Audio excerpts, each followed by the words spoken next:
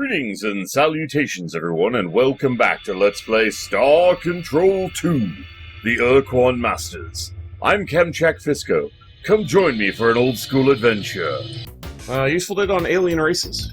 The Zakpotpik are a friendly co-op of 3 alien species, all native to the same world. They are presently suffering severe collateral damage You can say from that. the ritual combat between the Urquan and the Korra. While this is unfortunate for the Zakpotpik, they have been forced to abandon many of their worlds.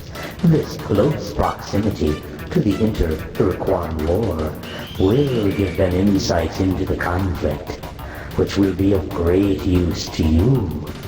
In That's addition, handy. the Zakpotpik met the Chenjesu early on in the war and are eager to make allies who can protect them from their enemies. In case you are interested, the Zakpotpik homeworld is at coordinates 400.0 by 543.7, Planet 1. Good to know. We've already been there. The Iraq are presently attacking the Pekunk in the Lakali and Kruger constellations. These beings have slavish devotion to their dark gods Dogar and Kazan, which Fake in gods. the past few years has been used against them by the Unga. If you need to manipulate the Iraq, we suggest you discover the Unga's technique and duplicate it. Interesting. The Pekunk are a mystical offshoot of the Yehat species, who left their bird brothers long ago to found a peaceful enclave in the Kruger and Gaitless stars. At the present time, the Pekunk are defending themselves against the Iraq, who have been commanded to attack the happy birds by Dogar and Kazan. Convenient. The Pekunk may be unwilling to make a formal alliance with you, but we have confidence that if you explain yourself honestly, they will help your efforts against the That's why they Urquan. never allied with us. They don't make an alliance, they just work with us. That makes more sense. The creatures presently fighting the Urquan are called the Korra. They are an Urquan subspecies who split off from the main species many thousands of years ago. Their present fight is a ritual reenacting of a major difference of opinion between 2 rival Urquan leaders after the Urquan overwhelmed their slave masters, the Dinyare. They were The slaves? Korra are immune to reason, having long ago lost the ability to see their situation objectively. They live in a self-maintained paradox. To ensure their safety and security, the Korra fight an endless battle against all other sentient species. Damn, talk about your overreaction. Shit. I must warn you about some very bad people. Is this worth so many credits?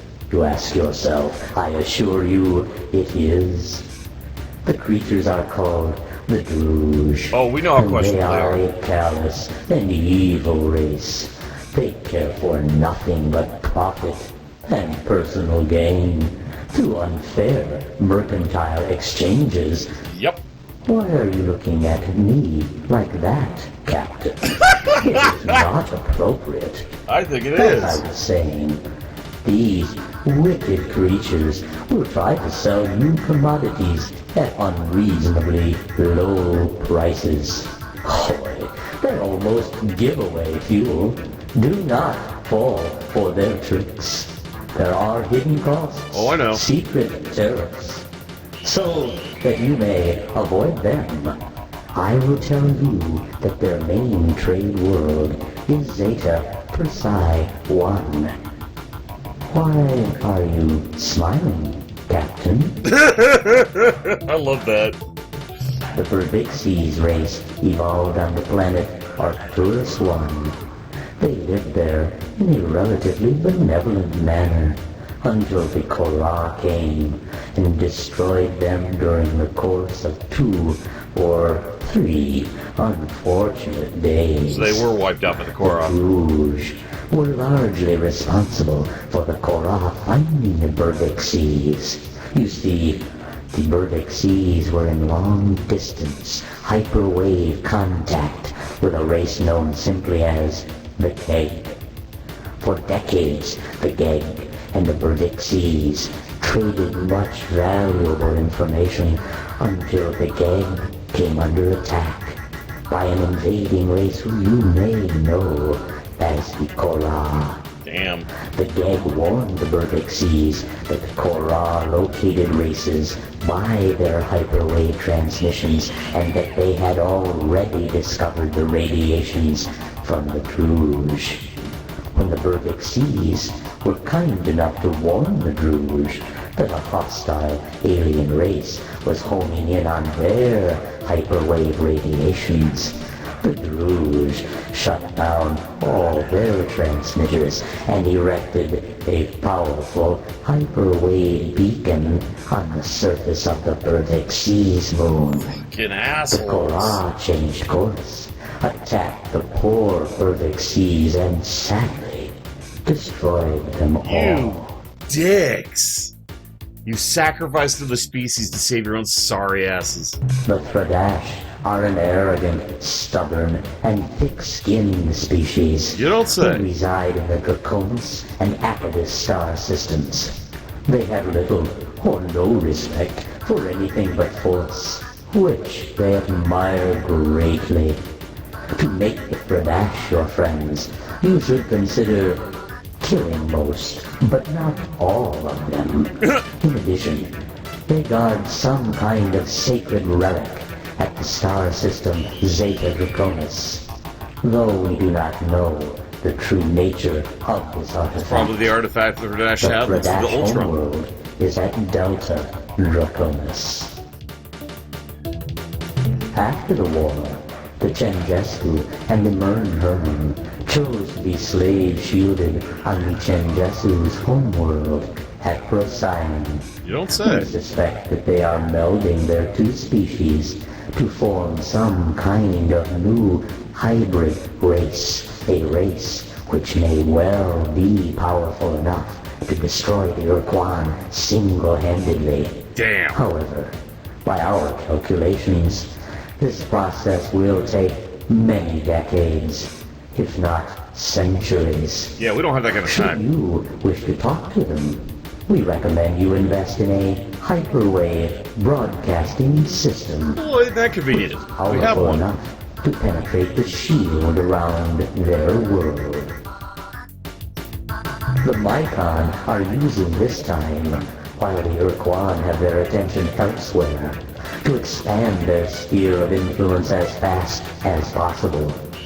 The Mycon colonize planets by launching tough spore pods from orbit and injecting them under the planet's surface. Months later, after the spores have grown hundreds of thick, fibrous tendrils under the planet's crust, the tendrils suddenly thrust up out of the planet and create huge calderas. Not incidentally, filling the planet's atmosphere with the Mycon's preferred gases, clouds of superheated steam and sulfuric acid. That's what happened to Syrah. Shit. Following the end of the war, the Androsynth began experimenting with interdimensional We know. fatigue, a process which is related to your faster-than-light drive, but involves dimensions far more alien than hyperspace. They had just made a major breakthrough when they were suddenly wiped out by a race called the Ors, who Yeah. appeared seemingly out of nowhere. Actually, we don't know what the Ors did to the Androsynth. They're just all gone. Yeah, but unfortunately they make a useful ally, so we're gonna stay allied with them. The Arilulale are a mysterious race of IDF beings. IDF meaning interdimensional fatigue. They do not reside in this galaxy, or in fact, anywhere in this universe. Really?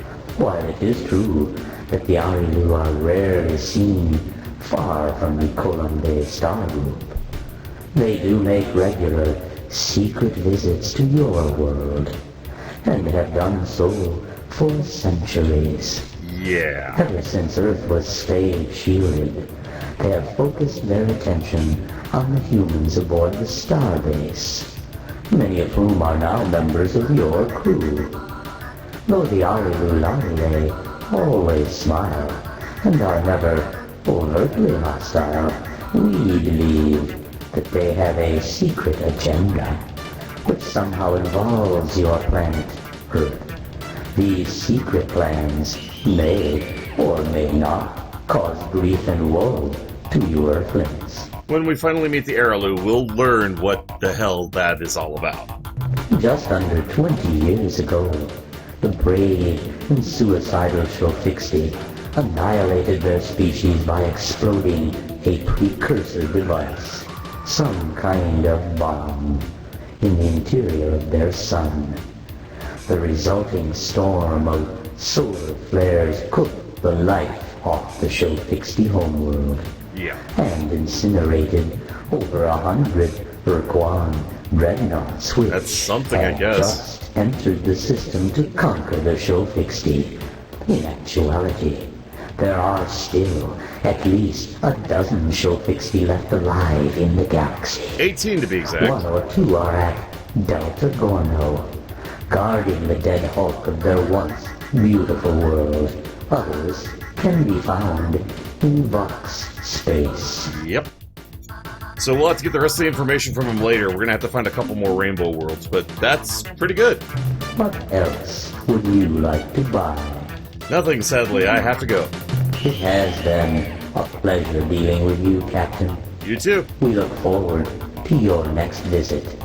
Thanks for the info. See you next time. Alright, well, since we're waiting, we're actually going to head to Procyon, which is the homeworld of the Chenjesu, which is another one of the ally races that we had. So we're going to go ahead and make the trip there and see if we can't get them to join our alliance.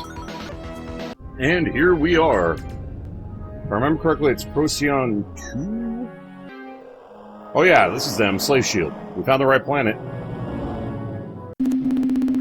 Report from orbit. We've explored the interior of the starbase and found it abandoned. Computer records showed the Urquan put the starbase in orbit around this world after defeating the Chenjesu and the Murnimherm.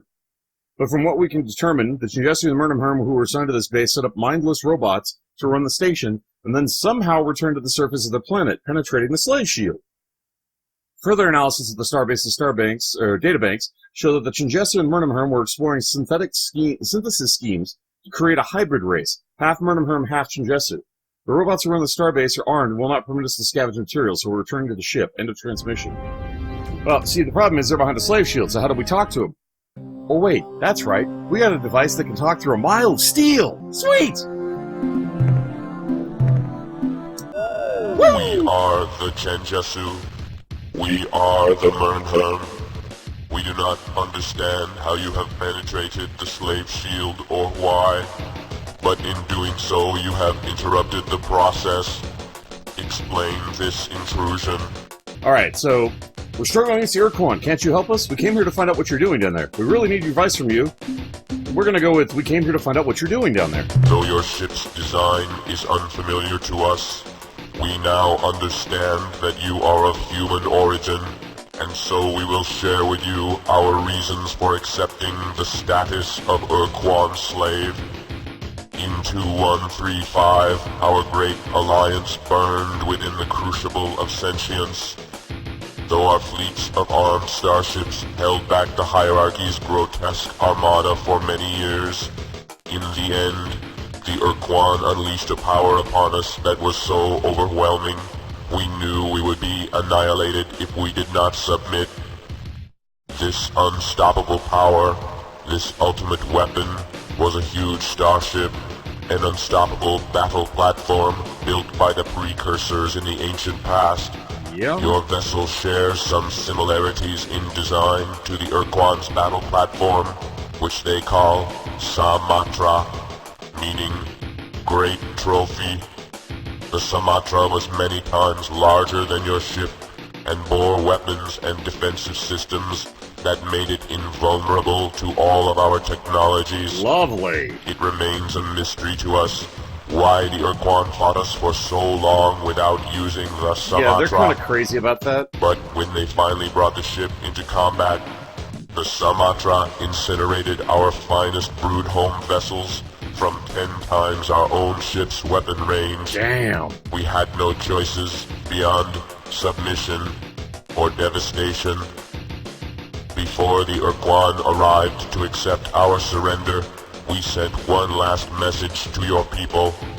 A message suggesting that your species do as we Chenjesu and Mernherm plan to do.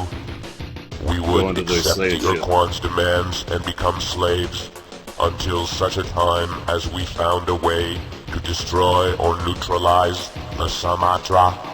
Makes sense. My personal thanks to each and every one of you for tuning in. You all are awesome viewers. I really appreciate you taking the time to watch my videos. It means a lot to me and I do hope you enjoy them. So you all take care of yourselves, and if you want to see more of me, keep a video on the list or stay tuned for more. Feel free to leave a comment below. Please remember to take that like button if you enjoyed the video. In the meantime, fare thee well, everyone.